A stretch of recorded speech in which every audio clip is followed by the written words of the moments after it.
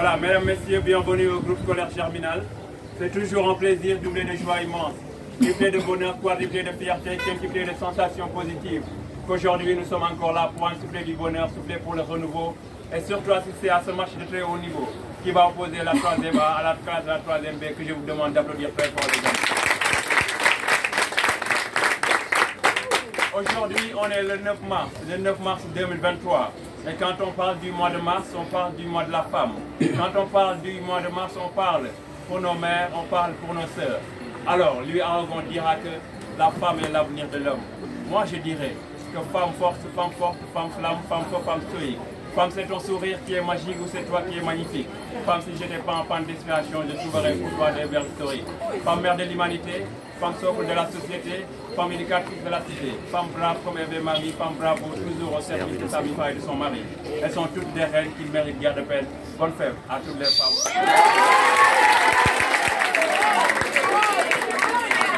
Alors, avant de commencer le match, on a quelque chose de très important. À vous faire écouter. Alors, c'est une proposition de sœur et je vais vous demander de grâce d'écouter très bien cela avant de donner les résultats de la fois passée du match qui opposait la classe de secondaire à la classe de secondaire. Est-ce que vous êtes prêts? Où sont les supporters de la 3e A? Où sont les supporters de la 3e B? Alors, c'est bon. Maintenant, écoutez bien. On écoute, on y va. Je l'ai été et je le serai toujours. Et tu seras toujours mon petit homme. Du berceau jusqu'au tombeau, je suis ta mère. Je l'ai été et je le serai toujours. Et tu seras toujours mon petit homme. Du berceau jusqu'au tombeau, je suis Matrix, ta matrice, ton seul véritable indice. Et même séparés, nous restons connectés. Nous avons la même vibration. Ton ventre fut mon ventre, ton cœur dans mon cœur, ton souffle dans mon esprit. Je suis ta mère. Ton premier, ton seul, ton véritable repère. Oui, petit homme, je suis cratère. Et critère. Dans le Coran, on dit que ta réussite dépend de mon satisfecit. Même si tu n'y crois pas, c'est quelque chose que tu as déjà ressenti. Au plus profond de toi, il y a comme l'écho de ma propre voix.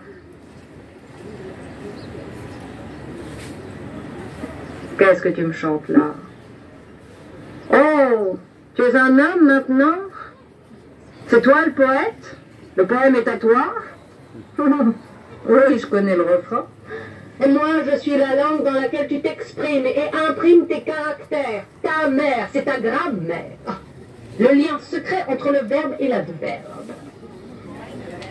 Alors, tu es peut-être le maître du monde, mais pour moi, tu seras toujours petit homme. Et pour toi, je serai toujours la source, l'origine, la base. Et tout sommet te le confirmera. De quoi tu me parles? D'égalité homme-femme? C'est moi qui t'ai inspiré l'idée pour te signifier qu'il n'y a pas de différence entre frères et sœurs. Équité, parité, égalité. Tout ce que tu voudras. Qu'est-ce que tu racontes? L'homme a toujours été supérieur à la femme. Oh, mais c'est l'histoire qu'on raconte, ça, qu'on te raconte, que tu te racontes, que tous les hommes se racontent, pour dissimuler leur faiblesse, leur petitesse, leur étroitesse. Et parce que figure-toi qu'on a coupé le cordon apparent, le cordon réel, il n'apparaît pas justement. Et il lie chacun à son image destinale, à sa vie fétale. Le fœtus. C'est, comment dire, c'est l'astuce de la nature. Descartes disait que le malheur de l'homme vient de ce qu'il a été d'abord enfant. Mais le bonheur aussi, et peut-être même le salut. On croit se sauver de la mer, mais c'est la mer qui nous sauve de nous-mêmes. Et tiens, encore le Coran, je le cite pour embêter plein de gens, le Coran stipule que le paradis est sous l'impulsion de la mer, sous ses pieds. Nul n'y entre sans son consentement, sans sa bénédiction, sans son accord musical. Alors pas de faute n'est ta pauvre mère, pour qu'elle soit fière de son petit homme qui fait la pluie et le beau temps avec son zizi circoncis. Alors quand on nous dit aujourd'hui que le monde traverse une crise spirituelle qu'on rattache à l'absence du Père, ça m'exaspère, parce que les pères sont plus que jamais là. Mais à force de vouloir être père et mère, ils ont séché l'air et perdu le fil de l'histoire, la matrice, qui dispense de tous les artifices. Dors, petit homme, dors. Et ce n'est pas ton papa. C'est maman qui veille sur toi. C'est vrai. Merci beaucoup. Maximum d'applaudissements.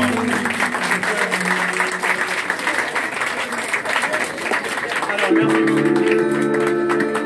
merci beaucoup à M. Diaté de nous avoir proposé cette vidéo très intéressante. Alors, sans plus tarder, on va passer au résultat de la fois passée. Donc, qui a gagné entre la secondaire, c'est la secondaire. Et aussi, qui fut le meilleur débatteur de la fois passée. Maximum d'applaudissements pour le président du jury. On en profite encore pour souhaiter donc, une bonne fête à toutes les femmes et plus particulièrement à nos mamans. Donc, moment de vérité et donc moment fort, donc un moment pour s'auto-estimer et avancer aussi parce qu'il faut le rappeler, on est tous ici pour apprendre. Donc personne ne perd, on apprend tous, soit on gagne bien, on apprend comme disait donc, un grand homme. Donc, le match ayant opposé la classe de seconde L à la seconde S s'est terminé donc, sur ce résultat que 20 sur 20 ont eu la classe, donc a eu la classe de seconde S sur 15 pour la classe de seconde L. Vraiment. Donc une victoire assez claire. C'est vrai qu'on va dire comment peut-on avoir 20 sur 20, mais à avoir entendu ou bien avoir suivi à nouveau le match, on se rendrait compte que c'était bien évident. Donc la classe de S, encore une fois, je les félicite, ils ont été stationnaires. Et en même temps, on encourage la classe de la seconde L, c'est comme ça là. Bonne continuation. On va dire que le meilleur débatteur était donc à l'unanimité, avec bien sûr elles ont eu toutes, parce que c'était des filles, 12-12, mais avec les autres notes. Donc sur les autres points, on a eu Mariam, autant pour moi, Mariam Marguerite Yamogué. Après, on a eu Adama Sarr. Maximum d'applaudissements pour vous. Alors, merci beaucoup, sans plus tarder. Est-ce que vous êtes prêts pour le match? Oui. Est-ce que vous êtes prêts pour ce match? Oui. Où est la troisième A? Oui. Où est la troisième B? Oui. On va commencer, mesdames, messieurs. On va commencer, mesdames, messieurs, s'il vous plaît, ce match. Alors, c'est bon? Alors, aujourd'hui, nous, on est là pour parler de la parité. Est-ce que vous êtes d'accord pour la parité ou bien est-ce que vous êtes contre la parité? Alors, comme je l'ai dit, ici, on choisit des thèmes en fonction du moment. On est au mois de mars, on va parler de la parité. La prochaine fois, on va parler de la polygamie, mais aussi on va parler de la place de la femme. Mais aujourd'hui, on est là pour parler de la parité. Est-ce que vous êtes d'accord pour la parité? Est-ce que vous n'êtes pas d'accord pour la parité? Alors je ne suis pas là pour vous donner des réponses. Mesdames, Messieurs, la première personne que je m'apprête à vous présenter, ça fait une année qu'elle n'est pas là. Et aujourd'hui, elle signe son comeback, elle est de retour. Elle est bien, elle a le feu, elle a la passion. Sous vos acclamations, bien sûr. Zainab Diakhaté. Les regards braqués, figés et destinés à me voir. Des écoutes fuitées, brisées, hissées, recevront mon bonjour. Aujourd'hui, je me présente. Devant vous, vous avez Zainab Diakhaté, élève en classe de 3e A au sein de cet établissement. Aujourd'hui, nous sommes là pour débattre sur un thème pertinent, à la fois percutant et très intéressant, qui est la parité. Les lois de parité ont été créées pour permettre l'égal accès des femmes et des hommes en fonction élective, ainsi qu'aux responsabilités professionnelles et sociales. Depuis 1946, l'égalité femmes-hommes est un principe constitutionnel. Les lois garantissent aux femmes dans tous les domaines des droits égaux à ceux des hommes. Malgré un important corpus législatif pour l'égalité professionnelle, la situation des femmes dans le marché du travail reste très fragile à ceux des hommes. Mettre en avant des femmes dirigeantes, donner aux femmes les moyens de rester elles-mêmes, serait donc synonyme de concordance, conformité, égalité et similitude des actes justificatifs d'une société égalitaire dite donc de parité. Et ce n'est pas pour rien que le dicton olympique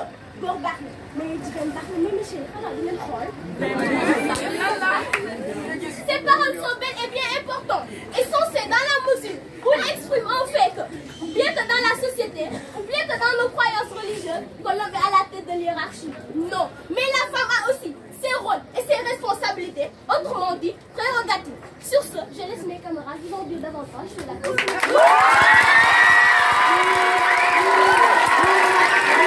Merci beaucoup.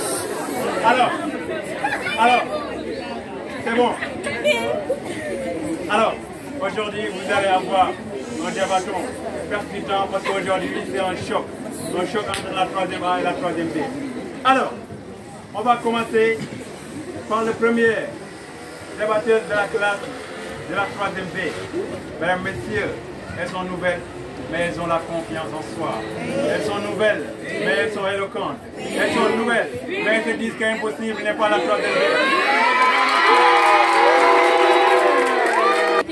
La parité ou égalité entre hommes et femmes présente énormément de dangers et de risques pour les sociétés traditionnelles, surtout pour les sociétés qui sont en Afrique. Parce que, comme vous le savez, chaque société a ses réalités et chaque société a aussi sa tradition, sa culture et sa manière de concevoir sa vie de manière générale. Ce qui signifie que ce qui est valable en Amérique, au Japon, en France, ne l'est pas forcément ici. La parité, c'est une méthode qui va à l'encontre de nos croyances, de nos réalités de vie et aussi de notre manière de vivre en société.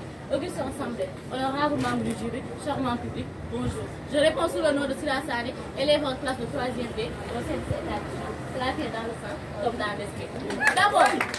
D'abord, quand on parle de parité, on parle d'une représentation équitable entre les hommes et les femmes, qui vise à garantir une représentation équitable entre les hommes et les femmes, dans les domaines politiques, économiques et sociaux. Mais nous tous, nous savons que cela est impossible, car elle représenterait beaucoup de conflits. Et la politique de parité est une discrimination positive qui a tendance à favoriser les femmes au détriment des hommes. Dans certaines entreprises, on ne prend pas les femmes parce qu'elles ont des compétences ou des mérites, mais on les prend parce qu'elles sont des femmes et non pour leur qualification. Ensuite, la politique de parité est une... La politique de parité ne garantit pas forcément l'égalité des sexes. Je vous donne un exemple. Les femmes peuvent être élues à des postes de pouvoir, comme à l'Assemblée nationale, mais jamais ils ne seront au même pied d'égalité que les hommes. Sur ce, pourquoi n'existe pas une femme polygamique? Et en fait, avec la parité, le risque de stigmatisation est plus grave. Ce qui fait qu'elle présente plus de danger que d'avantages. Donc, mes chers, ne vous laissez pas berner avec ces idées fallacieuses et fausses. Disons non à la parité. Non.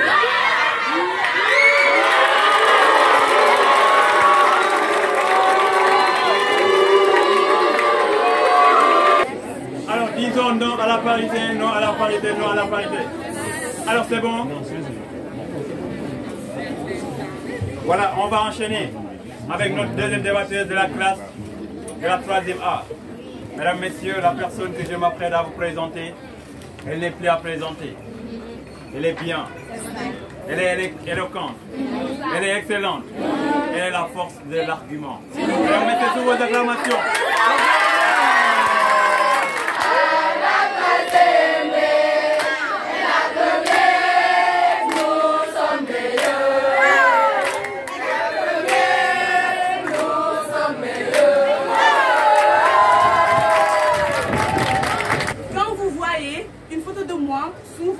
Vous vous sentez en joie sans savoir pourquoi. Les gens me demandent le pourquoi et je me demande le pourquoi pas moi. En fait, vous devez savoir que je suis votre choix. Ladies and gentlemen, in front of you is your sister, your student and your daughter Rokaime, student in the 3rd grade A, member of the club, clapping in the blood, clapping in the mind. Derrière la réussite de chaque homme, il y a toujours l'apprenti d'une femme. Et cette accession peut être justifiée sur le plan économique. D'ailleurs, vous n'êtes pas sans savoir l'implication des femmes dans l'économie nationale, locale ou du ménage. Et cela surtout dans nos pays pauvres. La femme est devenue un très grand soutien financier et économique dans la famille. Sur le plan national, l'économie inclusive et participative des secteurs les plus sensibles est générée par les activités des femmes. Nous pouvons prendre l'exemple des PME, qui signifie petites et moyennes entreprises, qui sont de plus en plus délaissées et qui pourtant agissent à la vie socio-économique des populations. Aujourd'hui, ces petites et moyennes entreprises sont développées par des femmes qui s'y investissent davantage par rapport aux hommes qui, eux, courent derrière les grandes entreprises à la recherche de main-d'œuvre et d'embauche. Et tout ça pour vous dire que la femme est devenue de plus en plus motivée, de plus en plus motivée, de plus en plus engagée, et enfin de plus en plus investissante. Sur le plan local, on peut parler des transformations des ressources locaux, à savoir les fruits, les légumes et les autres plantes ou matières capables au développement de ce secteur. Et pour terminer, je vous dis, vous qui défendez la paix dans le domaine religieux, retenez bien ces propos. Pour parler de la religion, il faut taire la raison. Mais aussi, pour parler de la raison, il faut taire la religion. Merci.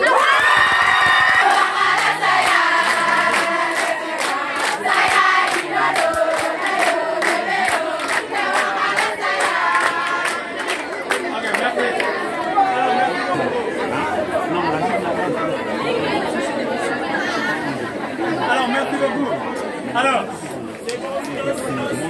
Alors, merci beaucoup. On va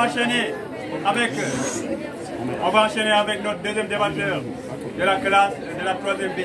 Mais avant cela, j'aimerais vous rappeler toujours que actuellement les journaux du club, le journal Germinal est toujours disponible. Donc vous pouvez l'avoir. Pour les parents d'élèves, c'est 1000 francs. Pour les élèves, c'est 500. Pour les professeurs, c'est 1000 francs. Alors, il y a des personnes au niveau de la diaspora qui étaient ici des élèves du groupe scolaire Germinal aussi, ils veulent. Alors bientôt, la version numérique sera disponible. Et aussi, on en profite pour vous dire bonjour ici. Et j'espère que vous portez comme des charmes. Alors, sans plus tarder, on va enchaîner avec notre deuxième débatteur. Il y a un adage qui dit, derrière chaque grand homme, il y a une grande dame. Alors, je vais vous présenter l'homme de la journée. Mesdames, messieurs, c'est un petit. Mais il n'est pas petit. Il est petit par la taille, mais pas par l'esprit. Il est éloquent, il est excellent, il est élégant. Sous vos acclamations, bien sûr. Thierno Bayladjo.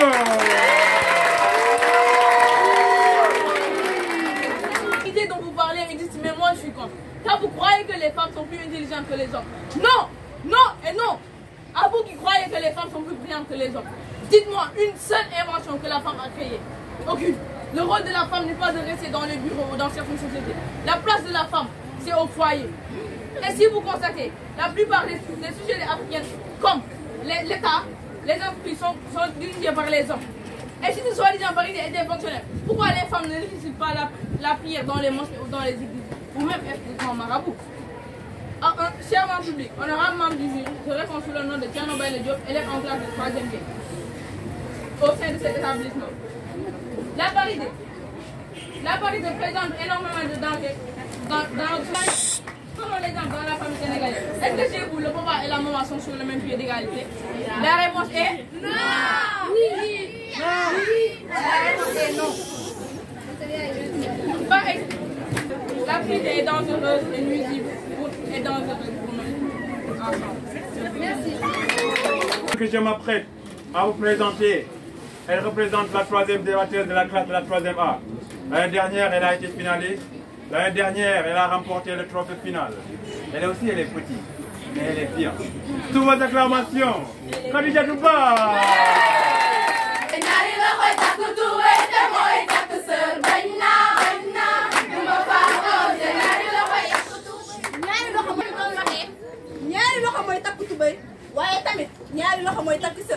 Devant vous, vous avez Khadija Touba, élève en classe de 3e A au sein de cet établissement.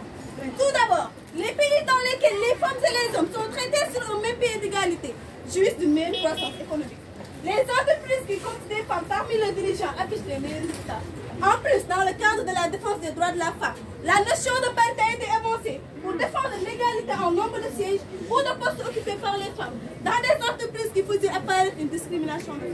L'égalité, en plus d'être un droit fondamental humain, est essentielle à la mise en place d'une société pacifique, dotée d'un potentiel humain et d'un développement durable. Ensuite, j'aimerais vous citer quelques droits de la femme qui est le droit de vivre libre de toute discrimination et de toute violence, le droit à une santé meilleure, le droit à l'éducation, le droit à la propriété et enfin le droit à un salaire égal. Vérité absolue! Nous sommes tous conscients que la religion et la tradition sont au cœur de notre société et sans lesquelles toute communauté serait décadente.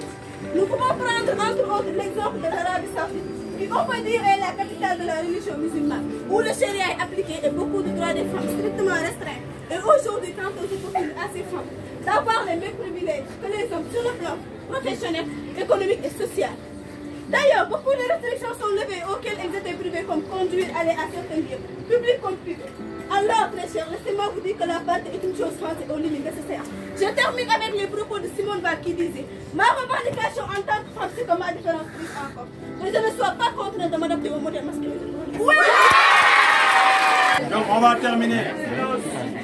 On va terminer avec notre dernière débatteuse de la classe de la 3e B. Alors, mesdames, messieurs, la personne que je m'apprête à présenter, quand elle se présente ici, je vous demande de l'écouter. Elle a la voix,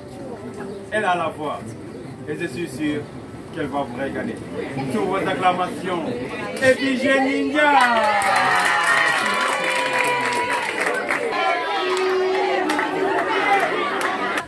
Ou égalité, un rêve irréalisable en Afrique. Il fonde mes raisons sur plusieurs faits. D'une part, l'homme ne peut pas être égal à la femme. Ceci s'est décidé par Dieu depuis nos origines. Car quand Dieu créa l'homme, il tira la femme. Donc parler d'égalité entre hommes et femmes, c'est blasphémer ou contredire Dieu.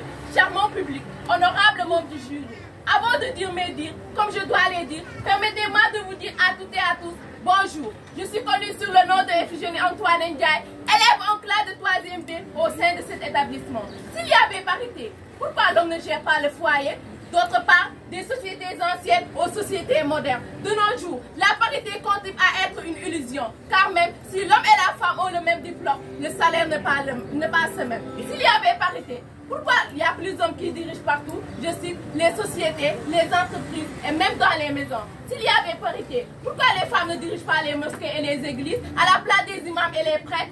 Votre soi-disant parité, s'il existait, pourquoi l'homme ne tombe pas enceinte à la place de la femme? Si vous vous rappelez bien, en 2002, le président Abdoulaye Wade a voté cette loi dans notre société sénégalaise, mais on ne l'a pas respectée. Ceci veut dire que la parité reste un concept chimérique, impossible à mettre en exécution et par conséquent impossible les amis. Si la parité était réalisable,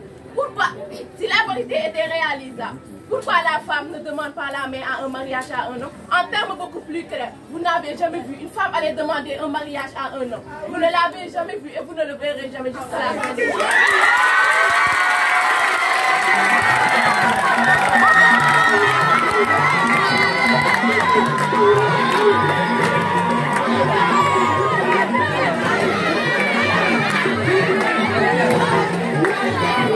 Yeah.